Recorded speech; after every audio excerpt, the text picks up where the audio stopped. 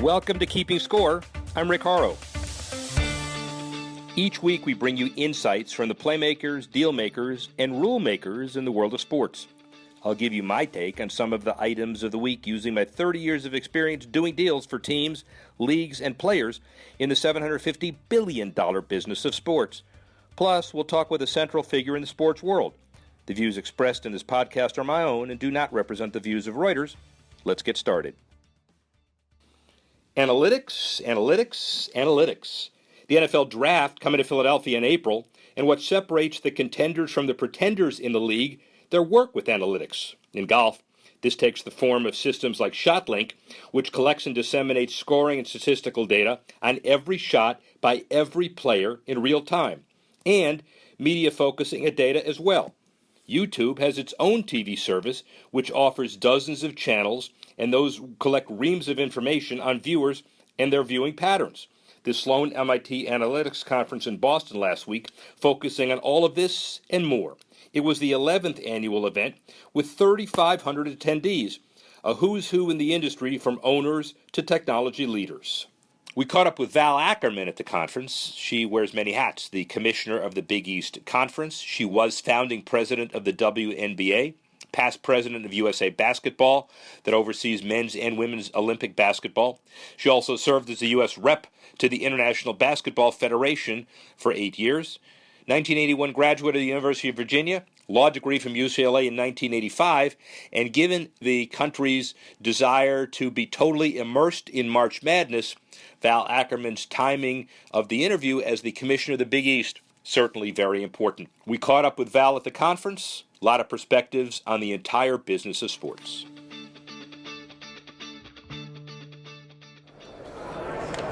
Rick Horrow at the Sloan MIT conference. The buzz after lunch has wound down a little bit. This is one of the biggest conferences. It keeps getting bigger. The 80% students have now latched on to the 20% of the people who have their jobs here, and they're going back into the panels to try again. This is an incredible conference. Val Ackerman, basically the most knowledgeable person as far as diversity of basketball and otherwise on the face of the earth. How's that for an intro? That's a lot of pressure. Yeah, it is. We'll see how she responds in the next 15 minutes, ladies and gentlemen. So, here's my test, right? Yeah, test. A lot of diversity. WNBA, Big East now.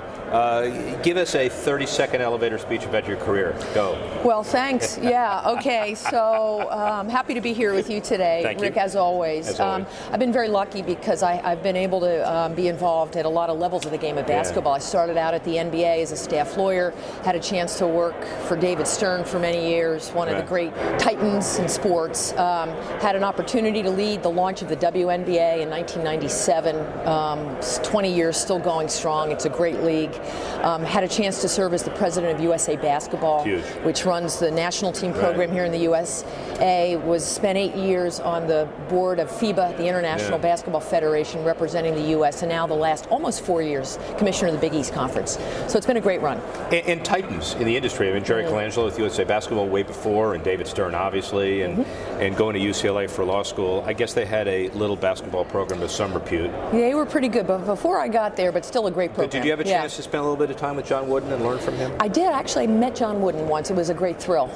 He was sort of, well into his 90s at that point, but it was just a tremendous honor. Very complimentary of the women's game when he and I visited, and the skill level involved, and he was one of many, many greats that have built the sport.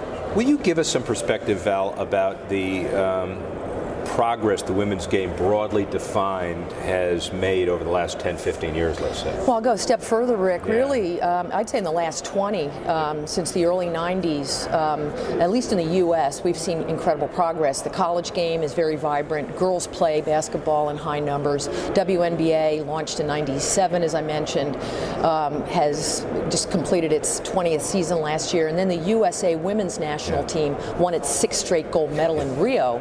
So that's a dynasty that may not be stopped anytime soon. So the sport's made great strides. Other women's sports in the U.S. have been growing as well, particularly at the team level.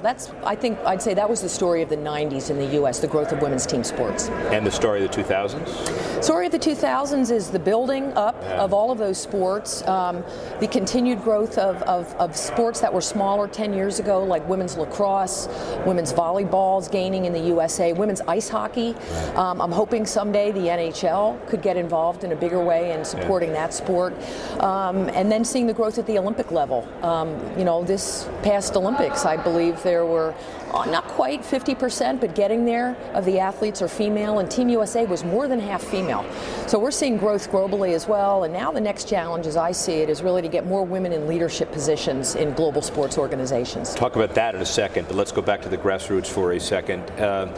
Broad question, has Title IX done its job in your estimation? Very much so. Title IX, I would describe it as one of the most important pieces of legislation ever passed. Opened so many doors for girls and women to play sports at the high school and collegiate level in the USA. I'm a beneficiary myself. I was able to go to college on a basketball scholarship because of Title IX. So it's opened many doors, made playing opportunities possible. That in turn, I think, that build up at the grassroots and high school and collegiate level has made the pro outlets possible. And it would be my hope that other countries, frankly, could find a way to get the force of federal laws behind their women's sports development programs, because there's really nothing to compare to it in terms of what it can get done quickly. It is interesting on the Olympic level. You talk to Scott Blackman and others, and he doesn't lament, but he states a fact that he doesn't wake up every morning and have government support handed to him. Yet, from a Title IX perspective, that gives this country a lot that other countries don't do. Well, it's very true. I mean, there is no Title IX at the pro level. Right. It really is about what the market will bear. Yeah. But at the high school and collegiate level, if federal U.S. funds are going to support an educational institution, that's where Title IX kicks in. And as I said, it's been a gift in many ways to women's sports program, and very much responsible for the great growth. As the host of all of this, especially Reuters, I can't trash talk because 63% of our audience is international. But bring it on. Anybody who wants to play the U.S. women's basketball team, or for that matter, UConn, bring it on, okay? I mean, bring it on. Yeah, two dynasties. USA women have done a great job, in part because of Title IX. Yeah, sure. That has made possible the great collegiate programs which feed into the WNBA, and that's the composition of that particular team. And UConn is kind of in its own category right now in terms of sports dynasties. Speaking of sports dynasties and UConn, how do you feel about the criticism? People have too much, they need to get a life, from my perspective, of Gino's program, that it's too good, that they need to level the playing field. Well, it's too good, but he should keep doing what he's doing, and he deserves everything he gets. He's a great coach, and success is breeding success in terms of his recruiting pipeline. But I'm kind of with you. I think the rest of women's basketball has to figure out a way to make this a bit more interesting. We saw some new teams in the Final Four last year, and that was a real positive, but the margin of victory between UConn and everybody else is a bit high, and you don't see what you see in men's college basketball, which is those Cinderella stories and the possibilities for smaller schools to make it into the Final Four, win a national championship. That's a much more remote possibility, if not an impossibility right now in women's college basketball. Is that because the playing field for recruiting is not level? I would say it's not as level as it is on the men's side. Part of that is because in women's college basketball, 15 scholarships are allowed. In men, it's only 13.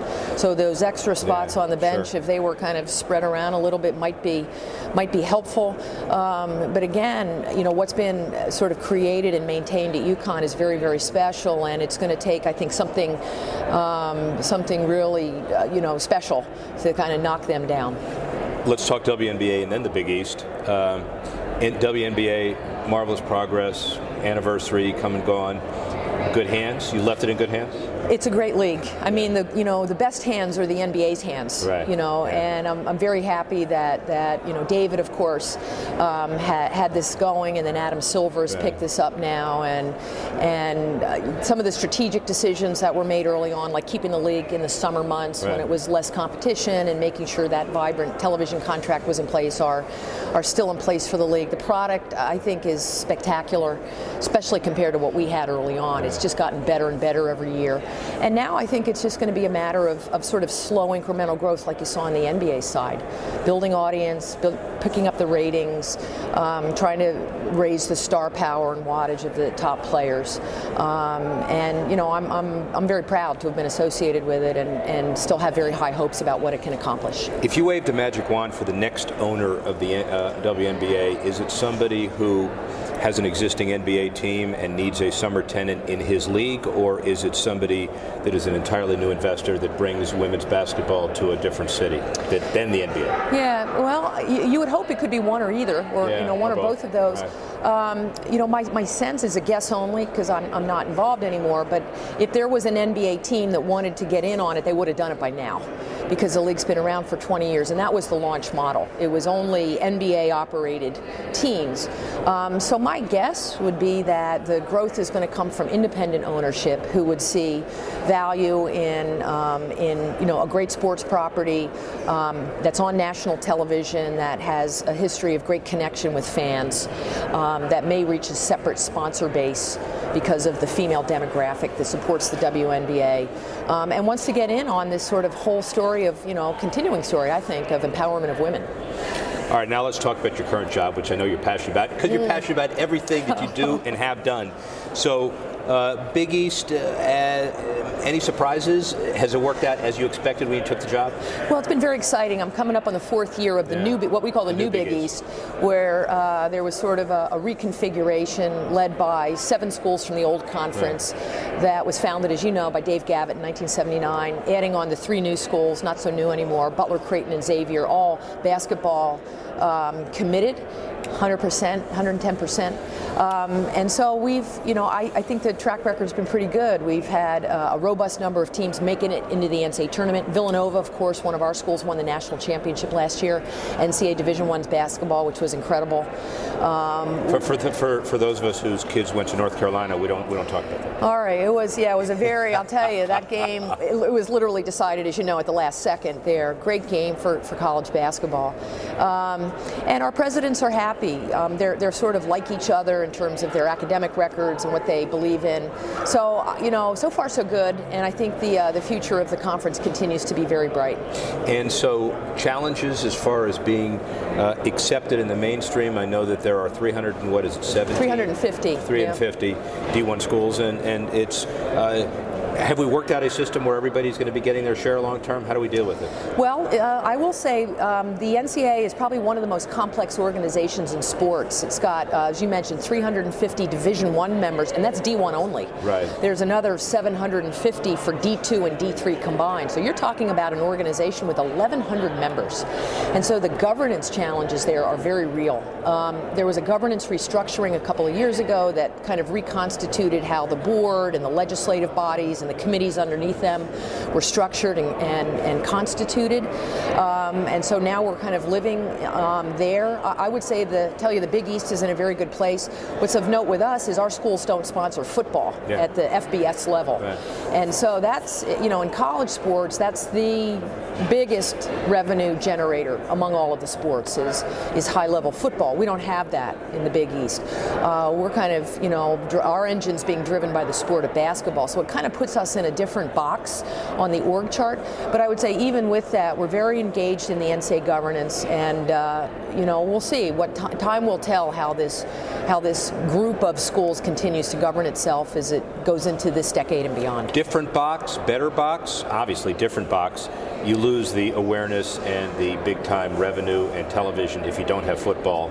But if you're basketball, you got the moment in the sun. Well, I mean, yes and no. I mean, in our case, we have a lengthy deal with Fox Sports. Yeah. So even though we don't have football, we were able to secure a long-term television agreement with Fox Sports. It's putting all of our men's basketball games on national TV in the U.S. So we've got Big Fox, Fox Sports 1, a new channel, Fox Sports 2, Fox Regional Networks, really giving the Big East very robust coverage. So even without football, we've been able to succeed where others are finding it more challenging. International audience, if they don't know a lot about the Big East and you want to tell them something, what do you tell them? Well, USA college sports are kind of a cultural phenomenon. Yeah. The sports that are played at the collegiate university level.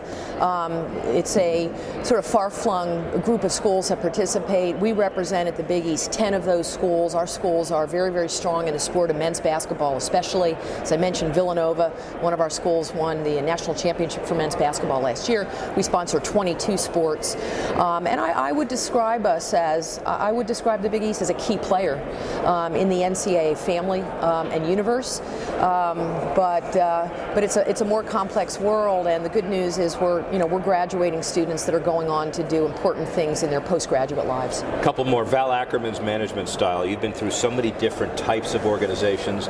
Is there one commonality surrounding your success? Probably hands-on. I think anybody who's a lawyer, which I am, you tend to not be a great delegator, and you kind of want to do things for yourself. I've had to learn how to be a better delegator, so I try to stay hands-on, but have gotten better about charging people on my staff who, in the case of the Big East, are terrific with certain duties that they manage. Try to be as communicative as I can, because I think people need good information in order to do their jobs and know a little bit more about other things beyond their particular silo. So we work hard on that. And then I would just say, preparing to make sacrifices. I think anybody who works in sports knows that it's kind of a 24/7, 365 business. You can't call into a sports event. Yeah. You're on the road a lot, you make a lot of sacrifices, you have to be separated from your family. And I've done that. I've had to do that at varying times in my career, still do, but I think I've gotten better at knowing when to sort of pull the plug and take a break. Final issue. So the NBA celebrity game, I guess they got to the bottom of the barrel, so they had Mark Lazary and Mark Cuban out there, and some of the players blew by them. Not a good idea. Would you ever allow one of your owners to beat you, or you beat him in horse, or what's your I can't. My presidents of the not club, but school presidents are terrific. They love basketball. I'm not sure I think a few of them play golf, but I'm not sure any of them are suiting up on the basketball court. You'd have to be pretty brave to do that. Yeah, and clearly, and you were smart enough to realize that you don't let anybody, or you don't beat anybody on the golf course that you want to do a business deal with, quite clearly. That's probably good advice. Right. Val, thank you as always. Thanks, Rick. Really Great to be with you. Thank you. Thank you. Thanks for listening to this edition of Keeping Score. I'm Rick Horrow. The producer of the show, Alex Cohen. Associate producer, Bethel Habte. Assistance provided by Tanner Simpkins and Carlos Waddick. And the executive editor of Reuters Digital, Dan Colarusso.